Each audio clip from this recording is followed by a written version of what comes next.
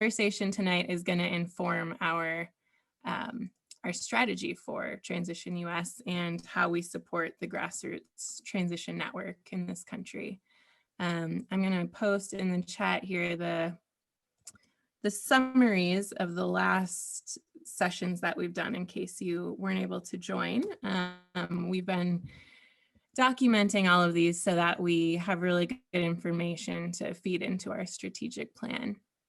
And each of these conversations is focused on a topic that is especially salient for our movement based on what we've heard through surveys, conversations. And tonight we're here to talk about inner resilience, which is one of the things that makes transition, special or unique, that we have that integrated inner and outer change. So with that, I'm going to turn it over to our co-facilitators, Jewel Bystrova and Diana Kubilos from the Inner Resilience Network. And again, just if you can mute yourself, otherwise you might get a little message from me if we're hearing any feedback or background noise from your end. And later we'll be moving into breakout groups where there'll be the chance to talk to each other. Am I missing anything on the Zoom etiquette? Again, there's the view in the upper right-hand corner. You can do speaker or gallery view. And we are recording this session. If you don't want to be recorded, you can turn off your video and or change your name. And we're just recording this again so we can document the strategic plan and share it with folks in our network who aren't able to be here tonight. All right, without further ado, I will turn it over to Jewel. Thank you so much, Jewel and Diana. Thank you, Marissa. And thank you, everybody, for all of you beautiful faces that have shown up today for this call. Always like to start everything, we do here.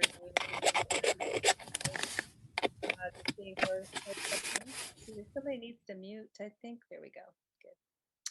Good. So we'll just do a couple minutes of maybe 3-4 minutes of just grounding, a little bit of a guided grounding just to get us into our bodies and presence. So go ahead and just get comfortable where you are. And if it's comfortable for you to close your eyes, you can do that. And just checking in with your breath without changing it in any way. Just notice how your breath is right now. How it feels. Just taking a couple nice breaths and then inviting that breath to start getting a little deeper and fuller into your body.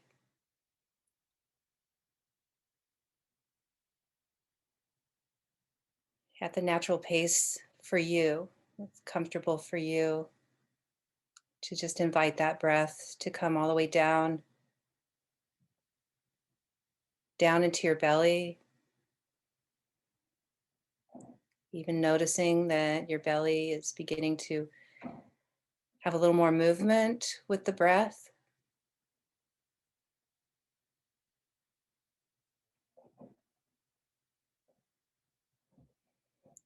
Rising and falling.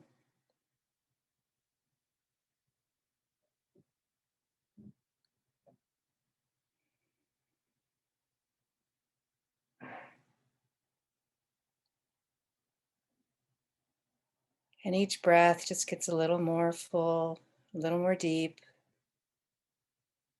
And just noticing anything going on in your body.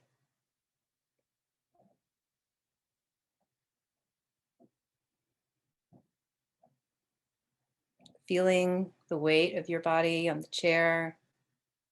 Feeling the earth beneath you, holding you.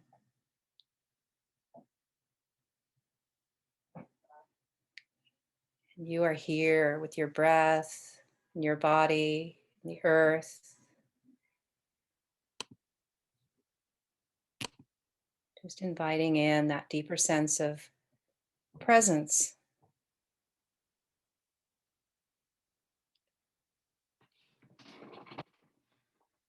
And with 1 or 2 more breaths, just next inhale, just inviting in your intention, what brought you here? Just inviting in that kind of the awareness of that.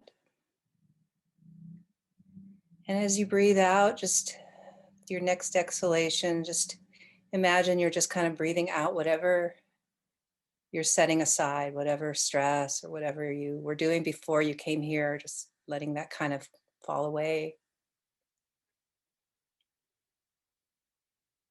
So, one more big breath of breathing in your intention and connection for being here, and a breath of letting go of anything else.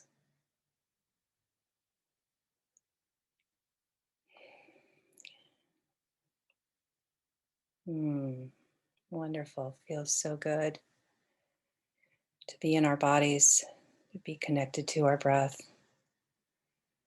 And when you're ready, you can, with your next kind of full breath, you can just open your eyes when you're ready and you can come back to the room, and we'll just kind of take a moment and connect with everybody in the room. Just take a moment just to feel that connection with all these beautiful people that are here.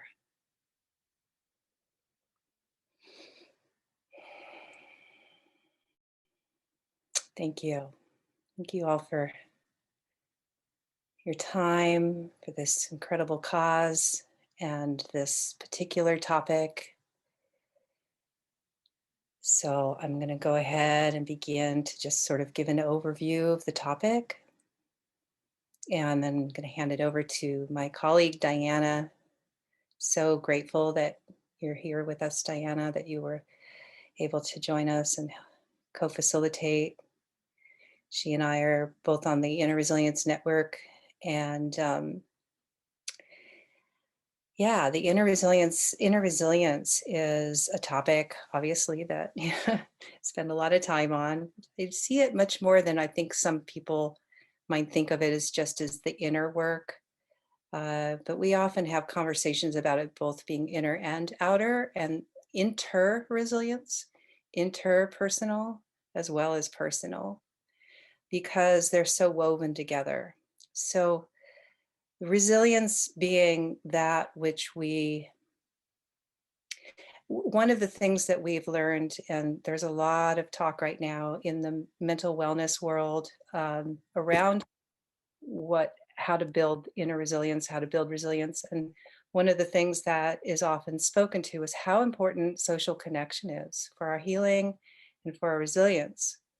And so that's why, we talk about inter and inner that way, because it is very much part of our building our inner resilience is how we are with each other, how we share, how we connect, how we come together, how we resolve conflict, how we learn to communicate, and the ways we begin to understand our healing the healing that we need for our personal selves. We learn about ourselves by relationship. We learn about our triggers and the places, our blind spots, the places that we are needing healing on by bumping up against each other. And so that social or that interpersonal resilience is so vital for the inner resilience. So that's what we're doing at the Inner Resilience Network, is just finding ways to bring connection and awareness to how we're building our a capacity within ourselves to weather the things that are happening in the world, and including climate change and the economic well, I don't want to say collapse, but it seems that way in some places, and environmental destruction, and all the other things that we all are very familiar with here at Transition. But there's such a huge impact this has on our mental, emotional, and spiritual health, our physical health, that more and more people now are becoming very concerned with. Our system is not able to accommodate the degree of impact this has on people's psyche.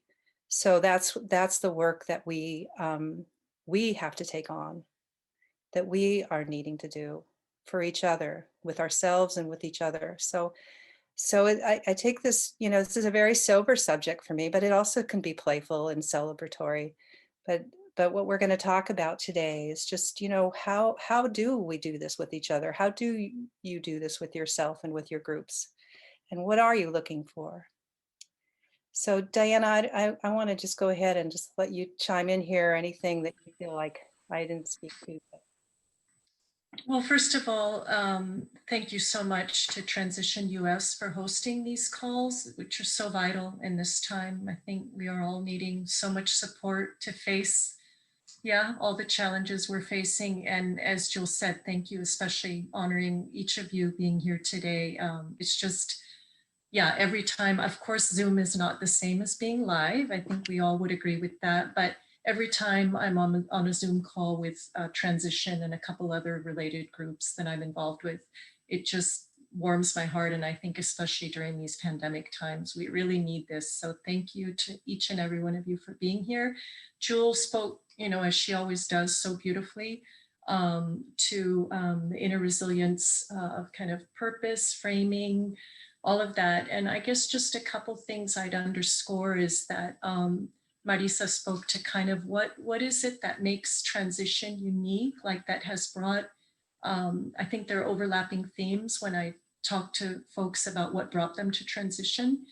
And one of the main ones is that emphasis, which Jill spoke of, on community connectedness. And as I'm guessing most of you know, there's more and more evidence that resilient, as Rob Hopkins first said when, in his first writings, that community resilience really is, or I should say it in the other way, that community connectedness is foundational to long-term community resilience, And so that is what attracted me to transition. I went through a dark time in my life and transition was just so key for me. And then that's what, when I moved back to my home county and back to the US and heard Jewel speak, attracted me to the Inner Resilience Network. So again, and I do want to say one more thing that just very briefly, that probably many of you who are more involved with the international aspect of transition know of this, but there's a speaker, Nick Osborne, who used to be a permaculture teacher, and he now teaches about effective groups. And I like to share this because I think it's really relevant to this theme, is that he says, I helped found and run 20 or something intentional communities, and everyone broke down, and it wasn't for lack of technical know-how. He says, we were basically brilliant. We were doing amazing technical permaculture kind of things. It was the people part. And so I say that just to underscore once more what Jewel's talking about, and to underscore the importance of what we're going to receive from y'all today, the input for rebuilding and reimagining moving forward. And just to thank you all again. Thank you so much. Thank you, Diana. We're going to also just read to you the summary from the, let's see, what is it? The strategic planning input paper. Mm-hmm. But one more thing I wanted to just kind of presence as Kazu Haga, who Diana I listened to. He has the Center for Nonviolence, and I love this one quote that he gives. Culture eats strategy for breakfast. And I really think that I just want to presence that quote here because, when we talk about inner resilience and we talk about strategy, it's kind of an interesting combo because it's really about checking in with ourselves. It's really about getting into the experience of what of being human, our whole human self. And talking about it in terms of strategy is kind of an interesting bridge, but the culture we're creating in transition is really what this is about. It's like the culture that we want to create.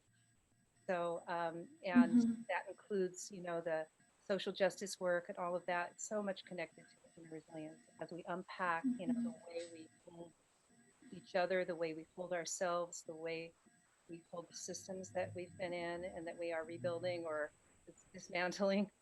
So just wanted to presence that. And Diana, would you like to to share the paragraph summary from the input paper? Thank you for adding that, Jewel. That was, yeah, vital. Thank you. So yeah, as Jewel said, this is the quote from the Transition Strategic Planning Input Paper from beginning of 2020, Marisa, that this was obtained, this input? Yeah, okay. Inner resilience is an absolutely essential part of transition. And as we increasingly feel the impact of collapse, the need to deepen inner resilience resources and skills will become more and more visible. Already, a number of transition international leaders have asked for partnerships with networks of mental health specialists to support emotional health and help manage psychological distress, as well as things like the Work That Reconnects style groups for modification and grief work. For meditation and grief work, and resources for deep adaptation. And in parentheses, for those, most of you are familiar, but for those who aren't, deep adaptation is learning skills for living in a world after social collapse. So that's the summary from that report. Thank you. Thank you, Diana. Yeah, just to reflect on that report or that summary. Even more, I think, since that was written, even more people are trying to connect with us, and their strategic partnerships are kind of waiting in the wings almost, just for us to kind of just get a little more grounded and organized, because there is a lot of work to be done out there. And just